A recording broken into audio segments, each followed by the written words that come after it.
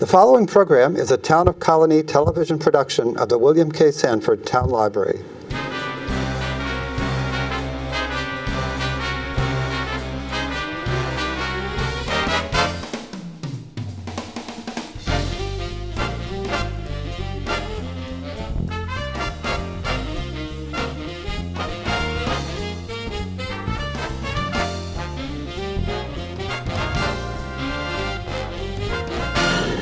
Well, hello. Good afternoon, evening, whenever you're watching this. My name is Tom Scarff from the Albany County Department for Aging. I'm the Director of Programs and Services for Senior Citizens in Albany County.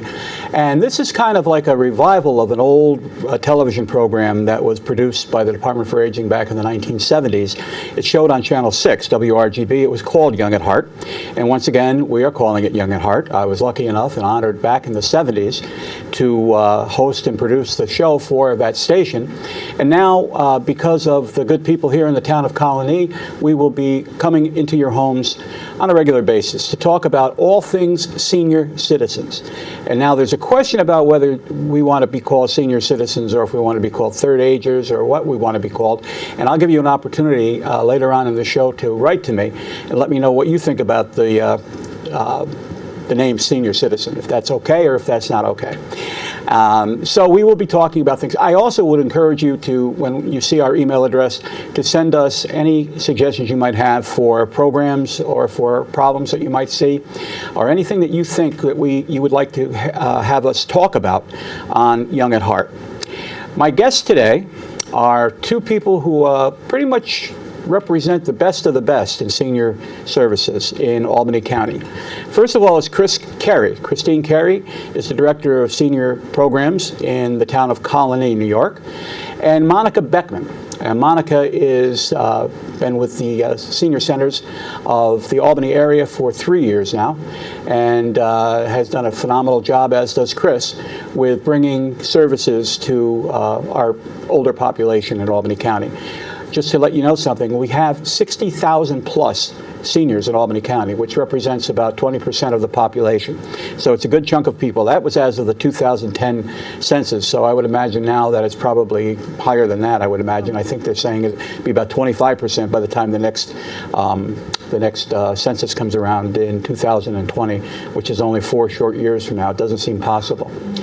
But first of all, I'd like to, welcome ladies. Thank you for being with us today on our first on inaugural program of something that I think is going to take off and be of interest to everybody.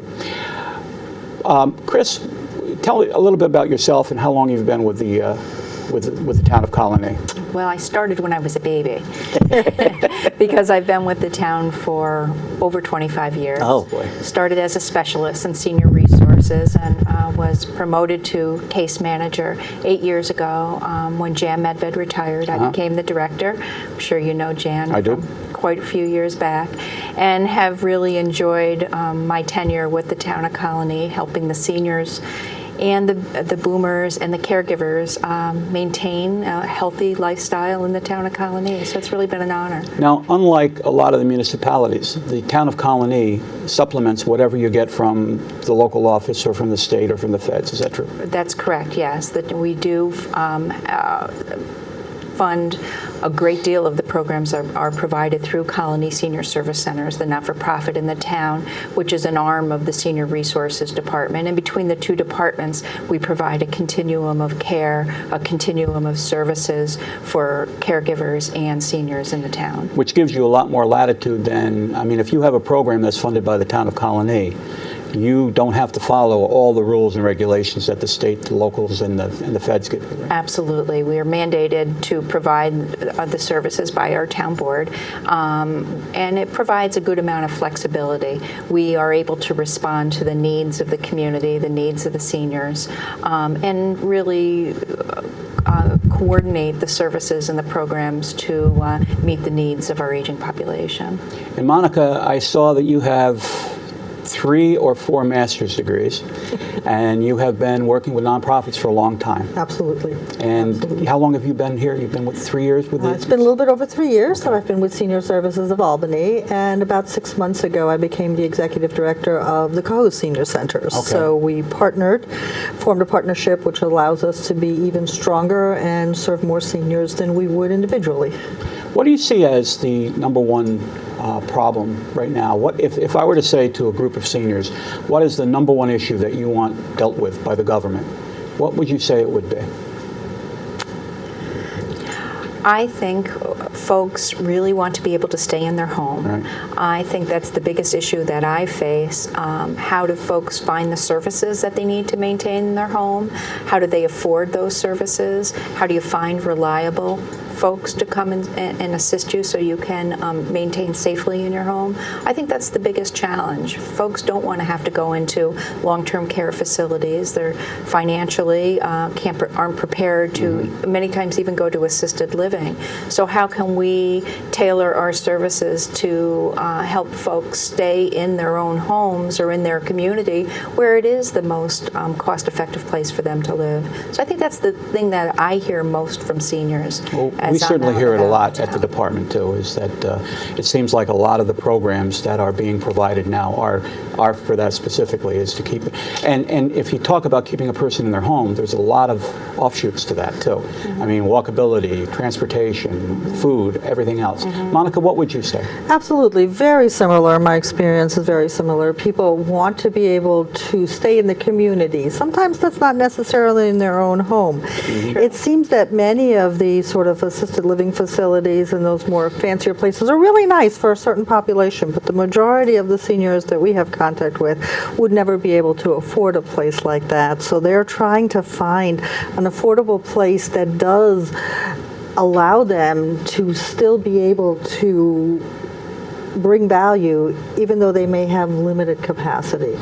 And along with that comes transportation. How do I get to where I need to go? Who can help me with some of the things that I can no longer manage? I was talking to a friend of mine the other day whose parents actually live in the town of Colonie, and they're at the point that the house is just too big, and they want to move.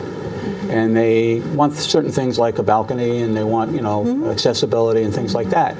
But they looked, and some of the prices that they're looking at is $4,000 a month, but you have to give them, your last born child and everything else. What is the answer to that? Are there affordable housing being planned for any place around here? Do you know? In Colonie, yes. We're fortunate to have quite a few subsidized buildings, and also Beltrone is a market rate apartment building, Beltrone Living Center, but it has a tremendous amount of services there to support folks as they live independently. And the new project is the Elks Lane project, which is going to be a moderate affordability project as well. Now, the real problem, Monika, that I hear all the time are waiting lists, that there just is not enough of the apartments available for people to move into. I mean, if you're 80 years old or 75 years old and you decide that you want to move, it's not like you have 2 decades to get into another apartment. You want to do it, and you want to do it fairly quickly. What is the answer to that?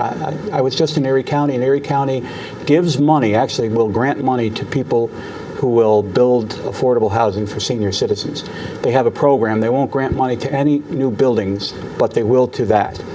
Do you know of any programs that are coming down the pike or anything like that that can help with the conundrum that we're in?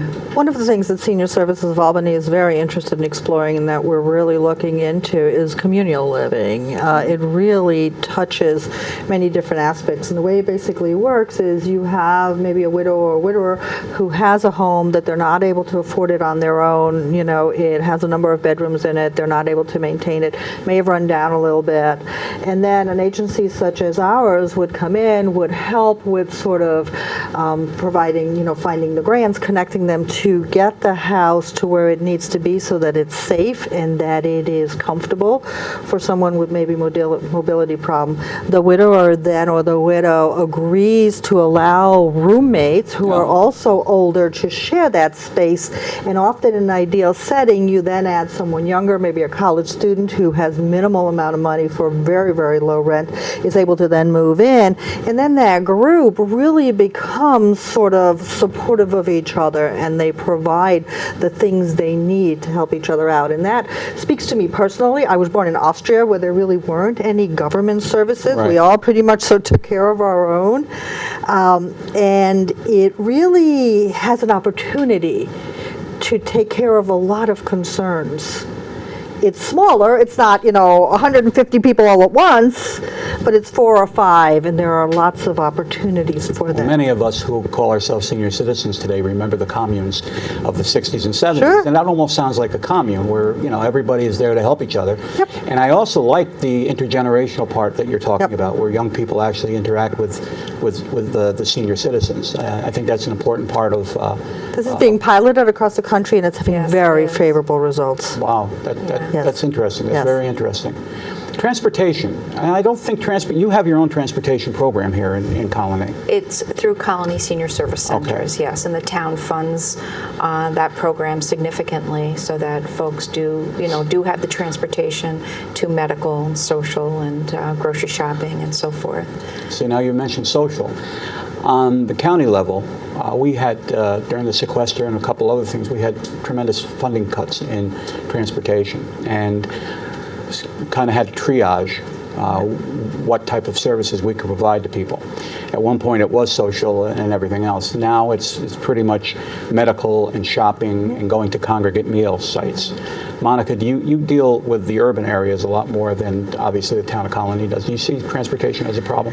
Absolutely. It is a social piece, and one of the things that Senior Services actually did last year is do a particular fundraiser just for that, and so we were able to create a pool of money that we've replenished a little bit this year with the generosity of some of our donors, and there's actually a pool of money there to be able to provide some of that social transportation, because our funding does come through the county, and it really is used for those high priority needs. Mm-hmm. But it's hard to tell, an older woman that she can't visit her husband in a nursing home, that's not a high priority need.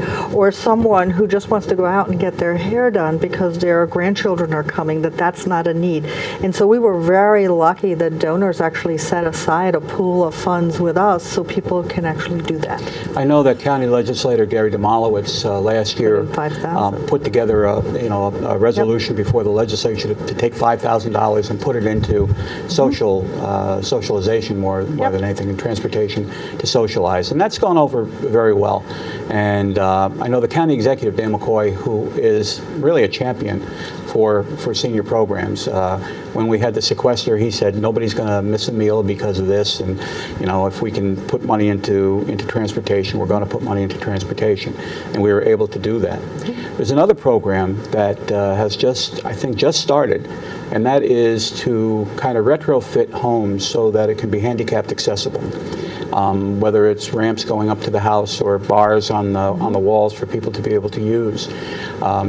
We were lucky enough to get a $750,000 grant that would allow certain municipalities to take advantage of that.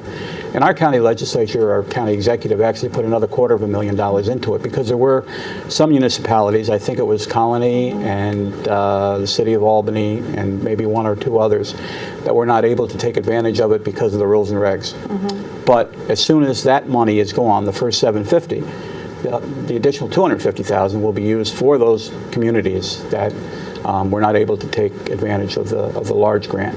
And that's going with what you were saying, Chris, keeping people in their homes. Sometimes it's just a matter of not being able to afford handicap bars on the walls. Mm-hmm. That is the difference between staying in their home or going into a nursing home. And it's not, it's not that much money. But if you take a whole county, it is. Absolutely. And I think that folks really have to plan early for aging in place and living in their own home, not only financially, but physically. They have the physical ability to maintain their home? If they do not, do they know how to access vetted resources that can help them to maintain their home? Do they have the appropriate documents in place so that if anything should happen, they have all their ducks in a row, whether it be healthcare proxies and power of attorneys, or just a vial of life, or some type of a personal response system. So if something were to happen to you in your home, or the family's not saying, "Gee, we should have done this. We should have planned for this." Planning to stay in your own home really is a thoughtful process, and folks have to start early in doing it. And making yourself aware of what community resources are out there in your own town or in the city is what folks really need to do. Having knowledge is very powerful, and I always say to folks when they take our information, put it in an important place. When people used to have phone books, I used to say, put it with your phone book, our resource guide, so you know where to start when you need help or you need transportation. Because a lot of folks, when they make that decision to stop driving, it happens very quickly, and they don't know what resources are out there to help them to get to their appointments and so forth. My parents used to have the green box under the bed, and that's where we knew everything that was important was in that green box under the bed. Monika, one of the other programs that you have, and they also have it in the town of Colonie, are the congregate meals. Yes. And tell us a little bit about the sites, where they are, et cetera. Sure. Right now we have 6 sites. We have one in Bern, we have one in Cohoes, we have one Watervliet, we have one off of Central Ave, and there's South Mall Towers, and we are about to start a site in the new Livingston School Apartments. So we're very excited about that. And those are beautiful. Yep, no, it's a beautiful place, yes. Now, the meals are prepared by your agency. Yes. And they're cooked where? We have a kitchen in 20 Warren Street, which is the South Campus Center, that relatively new building that went up about 2 years ago. It's a brand new kitchen. Yep, there's a brand new industrial kitchen in there. We actually work with Schenectady Community College, who does some classes out of there. So during the day, we prepare the meals, and we're generally done by about 2:30, and then in the afternoons during school hours, the Schenectady Community College provides some education out of there, which is a really nice partnership. And home-delivered meals also? Home-delivered meals come out of there. We do approximately 650 meals a day, 5 days a week. So that includes the home-delivered meals, including actually some school lunches for Head Starts. Oh, nice. Yeah. Nice, and that helps with the bottom line, Absolutely. I would imagine, because it's not... It helps us to be able to continue to do what we do. And Chris, you have congregate meal sites here in the town? Throughout the town, which are, it's a contract with Colonie Senior Service Centers. The town funds a portion of those meals as well. They're scattered at different sites throughout the town. And also Colonie Senior Service Centers do provide meals on Tuesdays out in Guilderland for the Guilderland seniors. And I think the really important part of the congregate meal is, yes, it's a nutritious, it's a delicious, wonderful meal, but the opportunities to socialize and to be able to get out of your home, to decrease the isolation and depression and issues that are associated with becoming sequestered in your home. The congregate meal really opens those doors, because oftentimes there's guest speakers, or there's bingo afterwards, or a program, or you get to know folks, or maybe you take a trip down to Senior Resources Department and realize you can get farmers market coupons in the summer, or there's a caseworker that can help you to apply for a benefit program that you didn't know that you were entitled to. So I really see the congregate dining program as a conduit to get folks out of their homes and really get them engaged in all that Albany and Colonie has to offer for our seniors. And that's actually the purpose of it. You know, congregate, I mean, we could easily do home-delivered meals for everybody, but the congregate part of it is the socialization, just having a connection with somebody outside of your home. Absolutely. On a daily, a lot of people go on a daily basis. Absolutely. You should know that this is a federal program, I think, to a certain, to a large extent, and that nobody gets turned away because of inability to pay. There is no fee. There are envelopes if you care to make a donation. toward the meal, and that money goes back to the county so that we can keep on providing the nutritional part of our services. And there's transportation, which is one of the things that the Right. county executive made a priority so people can get out and people can go. Chris, what I'm finding is that I'm getting more and more requests for how to use smartphones and computers and all of that interesting stuff for my seniors. It seems at every center I go to, that's what they're looking for, because that's how their grandchildren are communicating with them. They're not calling them, they're not writing them letters, they're sending them, all Well, I'll let you know that I things. was told to turn off my phone when I came in here, and it took me a couple minutes to figure out how I was going to do that because I just never turned it off before. So you're absolutely right, and that's just my, it's crazy when people come into my office and I'll say, well, where do I find this? Well, you go to this file because it was dumped in that thing, and it's very difficult. So what do? Are there education opportunities for people? Absolutely, we're starting to bring more and more. We had AT&T actually come in and work with seniors at Cohoe Senior Center not too long ago, and we're actually starting to put some programs in place. We just did Is Your Smartphone Smarter Than You, at Livingston, and we're looking to do a series at Westview because people are just really, they say, I don't want to, but they have to if they want to communicate with their grandchildren. I'm really amazed. I've been doing this for a lot of years, and I've seen a lot of changes, but the way that seniors are embracing technology really floors me still, and I'm just so thrilled by it. I was just meeting with a senior, and I said, can I have your phone number? She goes, well, it's easier if we communicate by email. I'm like, okay, that works for me too. But we do have, through our Thunder Road Senior Club, an extensive computer lab, and a lot of different computer classes, as well as computer classes that are offered through Colonie Senior Service Centers at the Beltrone. And then also through the Umbrella program, many times the folks who work for Umbrella will help seniors set up computers and learn to use their smart devices or whatever they might And I have. know that there are a lot of colleges that if a senior goes and wants to audit a class, they'll Absolutely. let you do that for free. Absolutely, yeah. Absolutely. That's a big plus that we have.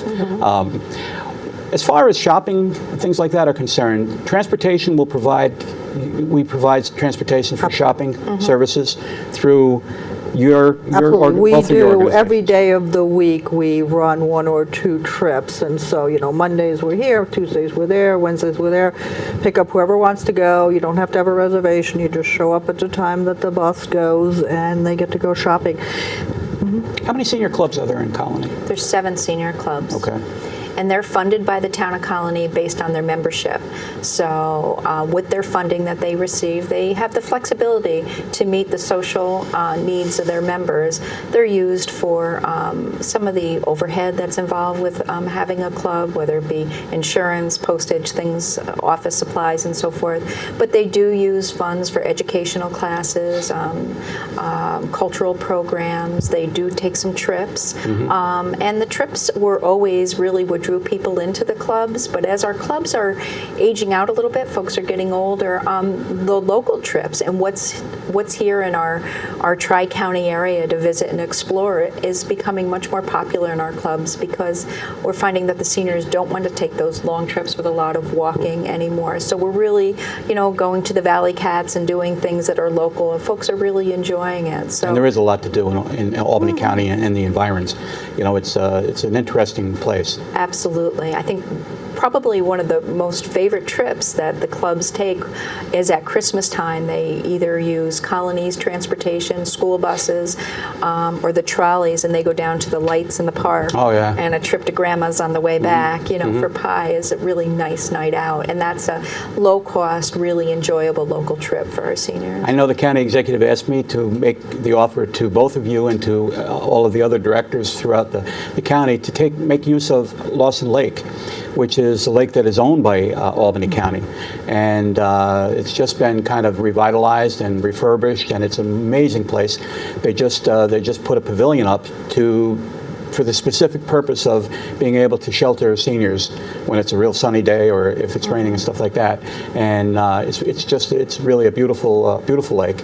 And if you guys ever have an opportunity that you want to come out there and have a picnic or anything else, you're more than welcome to. And there is no cost to that either. So that's the real plus. Yeah. Crime against the elderly, crime against senior citizens. What do you see? Is that a real problem? Probably not so much in Colonie, but maybe. No, yeah, it is, because a lot of it is over the phone, Right. and it doesn't pick, Scam a artists. geographic area. I just got a call from somebody last week, and I had gotten the same call, multiple calls, very threatening at home, that it was the IRS regarding a tax issue, and that you needed to call this number right away. And IRS does not communicate over the phone. No. All their correspondence are written. So I tell folks all the time. In fact, I just put a piece in our newsletter about that scam because, it's a very prevalent issue. And also, we do see, unfortunately, folks get scammed in the summer months more than in the winter months, with folks wanting to take down trees or, do paving. I had a situation once where the paver drove the person to the bank to take the money out, and took the money out, and off he went, and she never got the end of her driveway paved. So these things happen, and we like to think that we're, savvy enough, whether we're a senior or not a senior, to not get sucked into these scams. But if it sounds too good to be true, it typically, is a scam. And I always say to folks, if you question it, call the Colonie Police. Absolutely. Or call my department, and I'll talk to the police if you don't want to make that call. Absolutely. But, if it's happening to you, it's happening to your peers too. Monica, do you see the same thing? And the scams are one thing. Unfortunately, as prevalent and maybe even more is exploitation, and it's exploitation from a caregiver, someone that you trust. Senior Services of Albany was just this year awarded a 3-year grant to develop an elder abuse response in Albany County for things like exploitation, where there is a way to identify people who are being exploited by a loving neighbor, a grandchild, a child, a place to report it, and then a process to, one, hold the person accountable. And luckily, there are some money put aside in this grant to then help support the person that's left behind, because even though this person was, exploiting them, they were still providing them with some of the things they needed. They might have been their only source of grocery shopping or going to the doctors. And so now you still have to deal with that piece of it. So this federal grant from the Office of Veterans, Women and Veterans, is going to be very helpful in this. I was listening to Philip Marshall a couple of weeks ago, whose grandmother was Brooke Astor, the socialite down in New York City, whose own son, his father, took her for as much as he could take her for, and had her living in squalid conditions. And it was very interesting to listen to him speak about it, and how somebody as close as a son could take advantage of, because of greed, nothing more than greed. We are going to have and I'll tell you about it right now, but we'll keep on talking about it up until the time it happens. On September 20th at the St. Sophia's Greek Church Community Room, we will be having the 3rd Annual County Executives Forum, Symposium, Summit on Aging Services. And one of the gentlemen that will be speaking there will be an investigator from the state police to talk about what we were just speaking about crimes against seniors. And he said it's a major problem, and something that is pretty much preventable. But we all have to be on our watch for scam artists that will come in and try to take advantage of seniors. And I feel that we as a community have a responsibility to look out for folks that might be being scammed, folks that work in banks or the postal workers or other local businesses, to look for those warning signs that a person may be in distress. It's probably, when I see these cases, and I've been a social worker for 30 years, it's the most distressing thing that I go home and struggle with at night, is when I know that a senior has been either financially or physically or verbally exploited, emotionally, mentally. It's really troubling for me, and I just think we all have a responsibility to be aware of our surroundings. I've had many calls over the years from banks concerned that Mrs. Jones has been in making $2,000 withdrawals every day. It wasn't her. And it wasn't for, she was was making the withdrawals, But not but it for- was, not for her own personal use. If we don't know about these situations, we can't get the police involved. And we've had some of these cases where we've really had to make sure that the senior was safe when we pull them out of a situation where there's exploitation going on. And, we've done it, and we will continue to do it. I agree. This 28 minutes has gone very, very quickly, and I could speak for another 2 hours with both of you, and I can't think of two people that I would rather have as our first guest on Young at Heart than Chris Cary, Director of Senior Services in the town of Colonie, Monika Boeckmann, Executive Director of Senior Services of Albany and of Cohoes. And I want to thank everybody for watching. If you have questions or you have comments, please send them to youngatheart@albanycounty.ny.us, and we will actually answer them as soon as we possibly can. Once again, ladies, thank you so much. I look forward to having you both on again, and join us the next time on Young at Heart.